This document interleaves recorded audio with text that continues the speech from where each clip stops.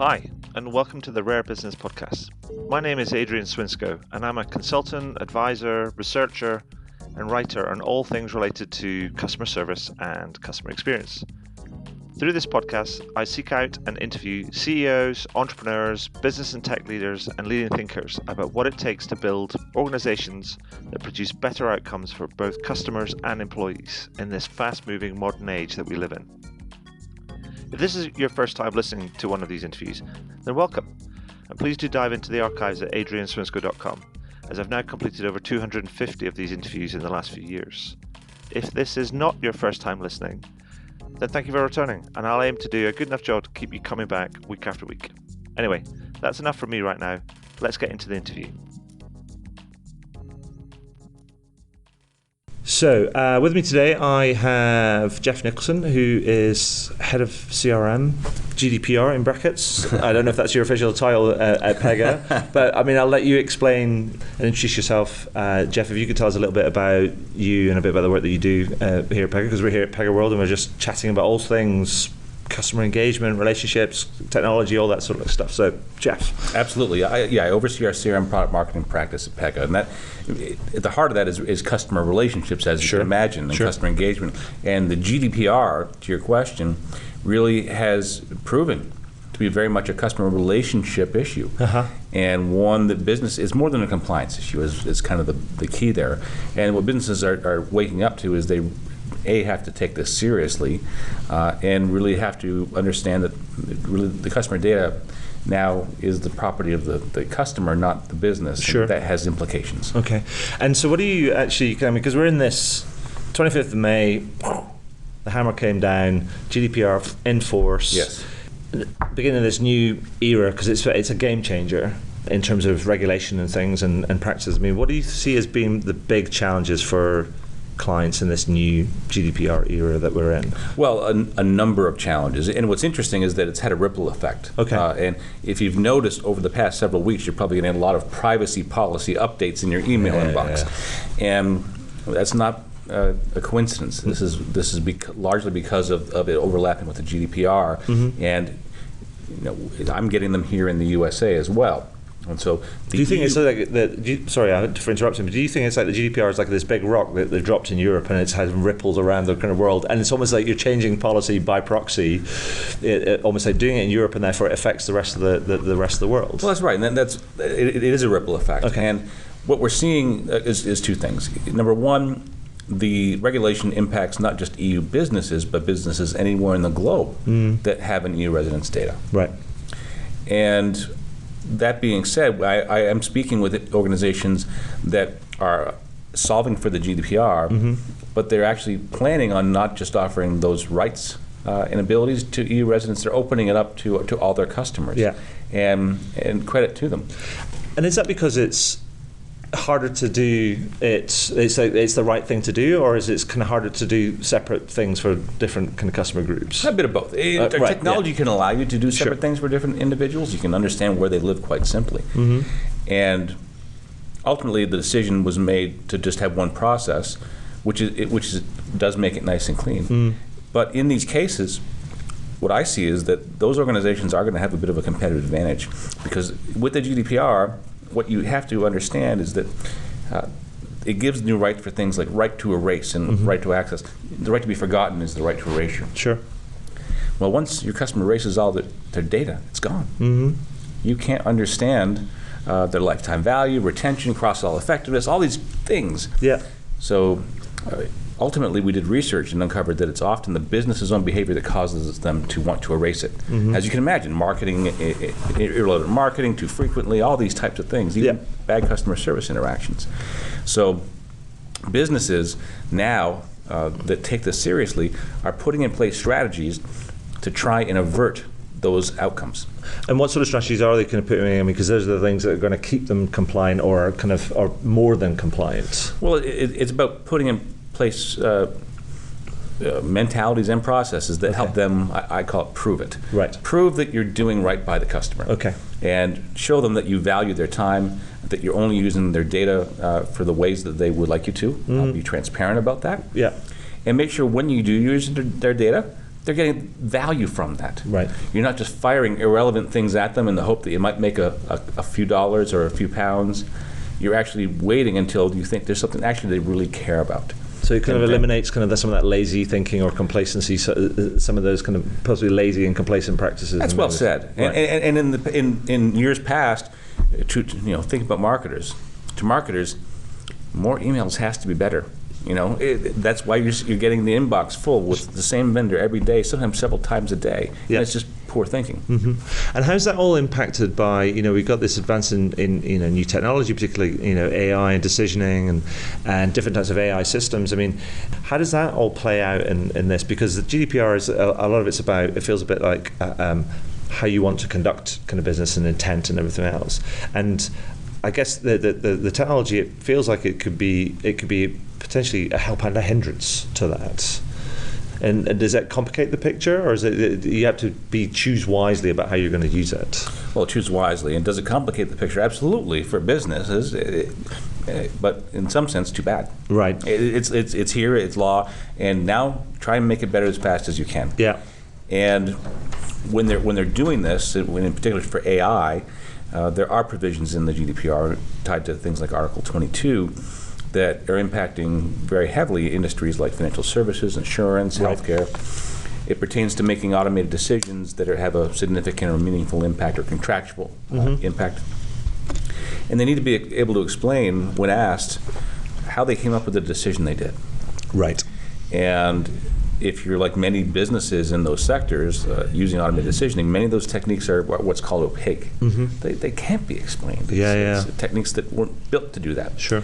And if those businesses haven't shut those techniques off yet, they're out of compliance. Sure.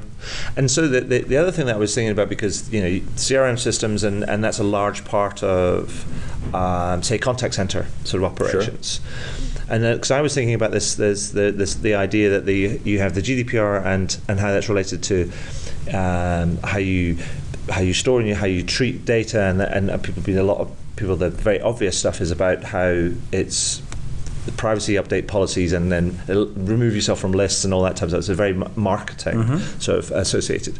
Now, but if you move to like a help or service sort of space, and then you're in a real-time context rather than a static data kind of context, I mean, how's that going to play out? Because if, like, imagine I was a customer, I'm calling in and I'm explaining something to an agent about a problem I have, and they've been kind of capturing kind of data, and putting it into the CRM system in real time. I mean, that feels like a dimension that we need to be aware of as well, I think. And is it covered in the GDPR or not? I'm a bit confused by that. It's just a question I have. Sure, and there are going to be many different interpretations of this. Right. And ultimately, which is one of the interesting things about the GDPR, in that there's no clear-cut answer to much of the GDPR. Even interpretations of what it means to erase data are wildly varying. Okay. And in the example you gave, some may interpret that as you're providing data, which it now, yes, does become PII, or personally identifiable information, associated with you specifically, that is personal data that has been collected. And do you need to acquire consent for that verbally? And some businesses may interpret it that way. Right. Other ones will interpret, no, it's just provided willingly, and now it becomes your personal data. But I would suggest that in most cases, businesses might interpret that now as part of that access and erasure request remit. So if they now ask you, what data do you have about me, that would be included in the types of information that you'd be required to play back. Okay. And does that then imply, so it's, GDPR is not just a static thing that the hammers come down and we get compliant and then we assume that it's all okay, but surely there has to be like an ongoing element to this. And I wonder how, is that another thing that companies are going to have to think about, is that they have to keep almost refreshing consent? You can't just get it, make an assumption, and then kind of keep going until you don't have it? Or do they have to keep going back, and is that part of the relationship process? Or is that still to be defined? Well, there's a number of aspects to the question that you've answered. It's a really interesting aspect of the continuing nature of the GDPR. First, many assumed that the May 25th, the hammer would come down and everyone would be done. No. And by and large, businesses aren't ready. Right. And next, you take a look at what most believe is going to happen, is that interpretations of what it means to comply are going to change over time. Right. So that's going to also have a roll-on effect as the legislation gets tested. And so your interpretation will change over time. You need a way to implement that change. The next interesting thing in your question was tied to consent. And going back out and resoliciting and things like that. And the answer is, well, yes. In the GDPR, there's a requirement that it be time-bound. It's no longer this perpetual permanence that you're using my data and it'll be yours forevermore. Yeah, just because you said yes one time doesn't mean it says yes all the time. Yeah, and forever. Exactly it. Okay. And it's actually, there's language to the effect that it should be the minimum time or the maximum time. One of those type of vague languages that you need it. You can't just keep it for forevermore or 20 years. It has to be very time bound to its utility. Okay. What this means is that there will be required a process to go and resolicit consent as you're approaching that conspiring. And what this means for businesses is that they better be putting in place strategies now to show and prove it to their customers that they're doing the right thing with that data. Right, okay. All right, if they wait for that expiry event to reach out and they haven't been doing right by that data and showing that they're using it to provide real value to that customer, it's liable to get declined. Yes, and also then to get in trouble as well. So what's the what do you see as some of the biggest risks and challenges ahead for the clients and organizations remaining compliant? Because I don't think it's just about the legislation, it's all about kind of the internal mechanisms and how people operate and things. It is. First and foremost, most believe that there's going to be some element that they learn over time or that they realize, oh, we haven't thought about this. And what most experts believe is that the most important thing is that you did what you thought was right. Right. Even if you got it wrong. And that's your best insurance. And to do that, you need to, number one, have a process, okay? To create a process, document that process, whatever that interpretation is, do it, make sure you adhere to that process, and finally prove it. Right. Prove you did what you said you would do. And unfortunately for many businesses, they took the path of taking manual approaches that really can't be done that way. Okay. It's open to errors. It's in maybe a spreadsheet here or there. It's in a Visio chart over here, but it's not really up to date. And all of a sudden, you're really opening yourself up to a great deal of risk. Okay. And we're seeing that approaches such as technology such as dynamic case management can allow businesses to capture that process in software. And almost like you hit a play button, those processes run. Right. And even if the sub work below happens to be manual for individuals to go out to systems that aren't connected and so forth, it's all captured. And even with the complete audit trail, including changes that you make to the processes. And there's nothing better poised to help businesses solve all those requirements of being able to prove it all the way through. Then in this case, this particular type of technology. Okay, perfect. So if I was to say to you that there are people that are, leaders or entrepreneurs, and they're wrestling with some of this, they're thinking about their CRM data, they're thinking about the permissions, they're thinking about their customers and things, and they think they're compliant, but they're wrestling kind of with it and thinking, how do I remain compliant and stuff? I mean, if I was to say to you, Jeff, because you're the expert in this sort of space, what would be your best advice to them? I mean, if you would say, I think you need to be concentrating on these top 2 or 3 things, what would it be? Well, what we're seeing in the market is many businesses, if they can't solve everything right away, they're beginning with things like the right of access and right to erasure. Okay. You do have to protect customer data as well. That's pretty evident, and put in place steps to do that. But in terms of the processes, they're focusing on those 2. There are also other ones, right to restriction, to object, to portability, and so forth. But those are the starting points. Okay. And we tend to agree. Right of access is an obvious one. To do anything with the data, you need to be able to fetch it. And you need to know where your data lies across systems and data sources. Sometimes you can have APIs for that. Sometimes they don't exist. And so new technologies like robotic automation can allow you to create automations where it might have been impossible in years past, and quite quickly. Okay. And then once you have access to the data, then you can open it up to these other abilities, such as the right or ability to delete it, to change it, to get copies of it. And so that tends to be the progression we're seeing. So, I mean, so it does strike me as I'm sure there's going to become a scenario.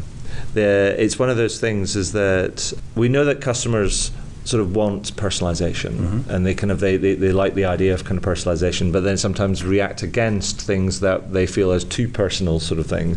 And I can imagine we're going to see some sort of fallout where somebody's gone, asked for to be forgotten, and then complains that their experience is no longer kind of personalized, and it's just going to be this chaotic kind of customer that we all have to deal with. But I'm sure it's going to be an interesting playing field that's going to develop over time, because the GDPR legislation it feels like there's a lot of documents, like 190 pages long or something, or maybe more than that, and it's a plays it all out, and there's a lot of and then there's the fines associated with it. The thing that I find interesting is that it's not very clear how things are going to be enforced, and therefore I think it's watch this space. I would imagine is do the right things, make sure the intent is right, but then watch this space. I mean, because otherwise it's not completely clear that how things are going to pan out. Would you agree? I agree completely, and we already see stories coming out on complaints being filed with the GDPR and organizations being impacted. So we really do advise that you do need to watch closely and track how the legislation is being tested. Yeah. And also the governing bodies often will publish clarifications on what they intended behind some of the articles, and those are recitals. And keep track of this, and you will, we believe, need to continuously change and tune your strategies in keeping with that over time, and that has to be part of your process. Perfect. So, conclusion, people, pay attention. Things are going to change. Well Jeff, said. Well thanks said. very much. A pleasure. Well, that's it for another interview. I really hope you enjoyed it. Now, every time I complete one of these interviews, I learn something new, and I try and incorporate that new learning into my writing, my speaking, my workshops, and the consulting that I do for my clients. If you're interested, you can find out more about how I work with clients over at adrianswinsco.com. But one final thing before I go, please consider heading over to iTunes or whichever podcast platform you choose to use, and do leave a review. Every little helps, as they say. Anyway, that's all for now. Thank you for listening, and do listen in again. All the very best.